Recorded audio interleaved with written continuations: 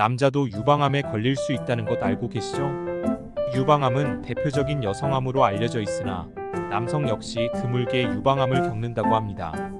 전체 유방암 중 남성 유방암이 차지하는 비율은 0.5% 내외로 매우 낮지만 국내 유방암 환자가 많아지면서 남성 환자 수 또한 늘었으며 남성 유방암은 여성 유방암처럼 대부분 유전성 요인과 호르몬 불균형으로 인해 발생한다고 합니다.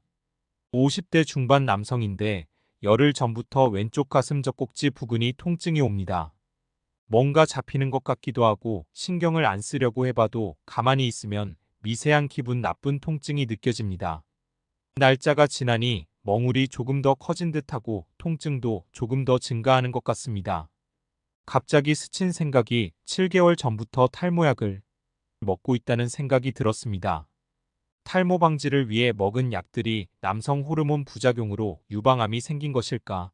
몇 년 전 어떤 드라마를 통해서 남자도 유방암에 걸릴 수 있다는 걸 알고 있었기 때문에 걱정은 커져만 갑니다.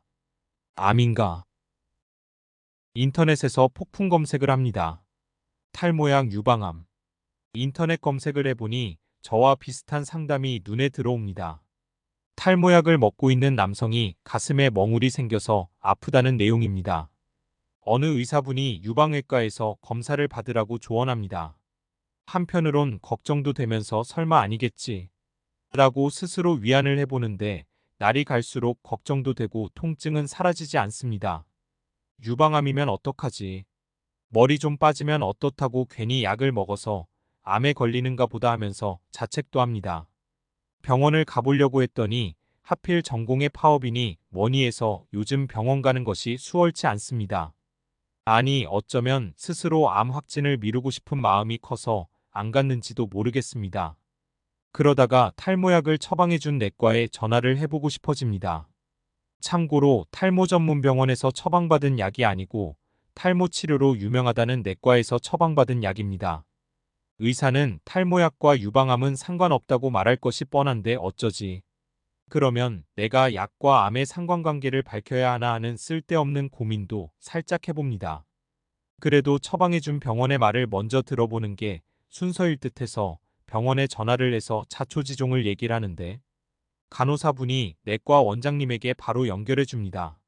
원장님은 내 이야기를 제대로 들었는지 의심스러울 만큼 간단하고 짧게 그리고 대수롭지 않은 듯 반쪽짜리 알약 하나 빼서 드시면 됩니다 하고 뚝 전화를 끊어버립니다. 반쪽짜리 알약이 뭐야 하면서 약봉지를 찾아 그 문제의 알약을 또 인터넷 검색을 합니다.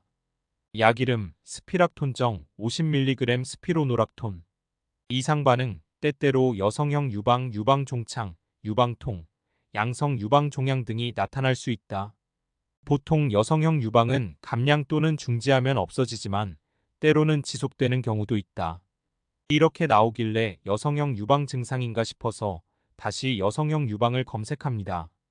여성형 유방, 체내의 남성 호르몬과 여성 호르몬 간의 불균형이 생기거나 여성 호르몬에 대한 유선 조직의 반응이 민감해져 남성의 유방에서 유선 조직의 증식이 일어나 여성의 유방처럼 발달하게 되는 증상을 말한다. 대부분 약제나 다른 동반 질환에 의한 것이므로 원인을 찾아 제거하거나 기저질환을 치료하는 것이 필요하다. 여기에서 중요한 단어가 눈에 띕니다. 대부분 약제에서 원인일 수 있다는 내용입니다. 약간의 안도와 함께 약제를 찾아보니 약제, 여성 호르몬 자체나 성호르몬 대사 작용에 영향을 미치는 약제를 복용할 경우 상대적으로 여성 호르몬의 비율이 높아져서 발생할 수 있다.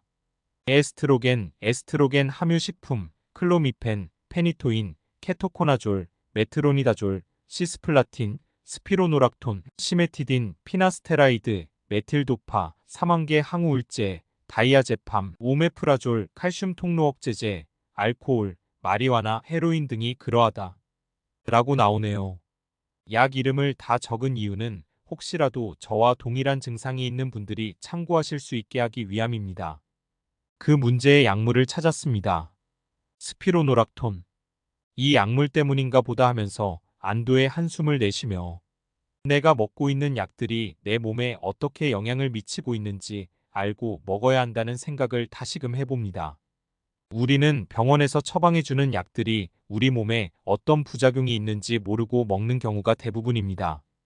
지난번 영상인 약을 버려야 건강해집니다. 1편에서 복용하는 약이 어떤 약이고 부작용이 무엇인지 아느냐고 물었을 때 제대로 대답하는 분은 한 사람도 없었다.